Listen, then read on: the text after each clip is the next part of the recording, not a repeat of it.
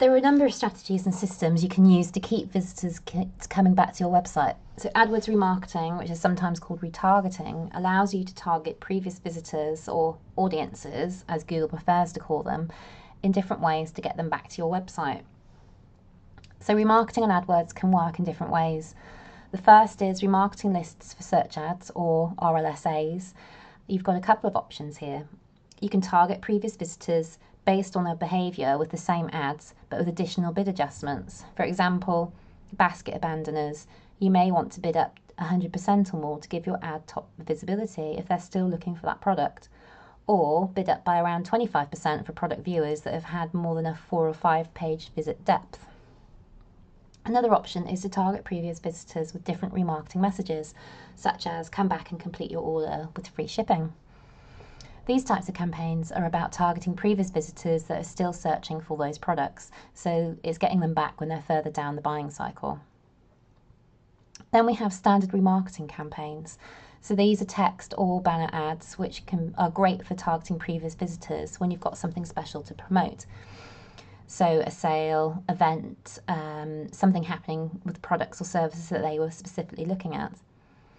Your message needs to be really strong to get some cut through. It's a type of display marketing, but it's more targeted than standard display, as it's advertising to previous visitors to your website and based on their behaviour. Then we have dynamic remarketing campaigns. So these are for retailers only, and they are linked with your product feed. These are the ads which show you products that you've previously viewed and not yet purchased if the campaigns have been set up correctly. Again, you add audiences based on how users have behaved on your website. Now we're going to discuss audience types. So they can be behaviour based. So this is as simple as all previous visitors or basket abandoners, or they could be more complex customer journey related audiences. If you haven't tested remarketing at all, start with simple audience types to begin with, such as all visitors. Customer match. This allows you to upload your email database and use it as a remarketing audience. It does require a minimum of 1,000 Google accounts. So even if you had a 5K email database, you may not have enough that are actually linked to Google accounts in order to display ads to them. But it's worth a try. Then we have similar audiences. So what this is Google finds audiences similar to the ones that you've already set up and delivers ads to them. Technically, this turns remarketing into a form of prospecting, and I think it blurs the line of remarketing and standard display. So I would say test with caution. So the key benefits of remarketing. Remarketing audiences tend to be a much lower CPA, so generally we see a 40 to 60% lower than standard AdWords ads. If you are retargeting people further into the buying cycle and they're past the research stage and they're ready to buy, so that's a great thing as well. So now I'm going to talk about the biggest planning errors that we see. Communication is probably the number one, and this is about communication of offers across channels. So offers need to be cohesive. They need to be supported with landing pages and reiterated throughout the website.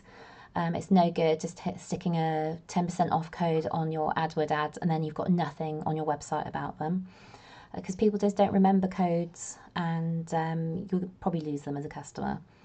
Also, insufficient stock or availability issues which have not been communicated. Then timing. Quite often things are decided too late, so maybe people are seeing sales are down this week, so let's do this far off a quick ad, and this really impacts the messaging and testing, ensuring that all the supporting collateral is in place. Then targets. So this is not setting targets for campaigns, so whether that's gross margin, cost per acquisition, revenue, or leads. And measuring. You'll be surprised how many people don't have goal or e-commerce measurement in place. Do you measure your phone calls and what has generated them? And does this information all feed back into either analytics or into your customer database? Without full visibility of goal or e-commerce performance, you're never going to be able to maximise your digital channels, because you're working with only snippets of information and you're guessing the rest. And then testing. AdWords is a great testing platform, you can run so many kinds of tests, such as ad copy testing, position testing, landing page testing, to name but a few. By running tests and monitoring and measuring and tweaking in a continuous cycle, you'll start to understand what works best for your business in terms of increasing click-through rates and also conversions. So run simple A/B split tests and compare the data. Choose your best ad from that test and see where you can improve, and then run another A/B split test against the last winning ad copy, and so on. And finally, we're going to talk about other paid platforms that are worth considering. I've specifically not covered Twitter here. I think that's dipping just too much into kind of the social marketing, whereas Facebook, it has a much more in-depth platform in terms of pay-per-click. So this is why I've included that here and not Twitter. So really, depending on your business goals, there are a number of other pay-per-click platform options that you should consider testing. So Facebook paid advertising, which can also incorporate Instagram as well. So you use exactly the same platform. Obviously, Facebook owns Instagram. It's very visual and it's great if you've got strong imagery. There's a good amount of data targeting you can do in terms of gender, location, age, interests, etc. I'd recommend trying it only as part of a much wider social strategy. So that is where you have an active Facebook page and or Instagram feed, and you're fully engaged with your fans and you want to use paid search to boost that even more. So anybody who has got a Facebook page, you'll find that your organic reach, so that's your non-paid reach basically, has dropped way off over the years, and this is where Facebook is trying to monetize it. It's also worth mentioning AdRoll here. So AdRoll will show PPC type remarketing ads across Facebook. We found it's quite hard to see a return from AdRoll. They are actually a third-party company. They run it themselves, and unless you've got like a really good budget and a really strong remarketing offers, it's probably not really one to touch.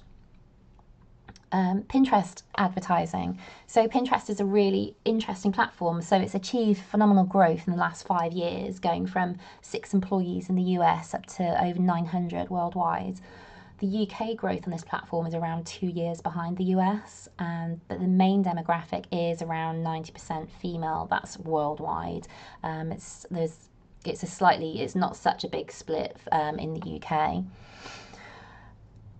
Pinterest is not a social sharing site. It's users collecting information for later use. So they are pinning in the research stage. And the result is that the life of a pin tends to be around 4 to 5 months from the original pin date. Buyable pins are currently in the US only, but they're likely to hit the UK. So what these are, they will allow users to buy your product directly from within Pinterest without ever leaving it.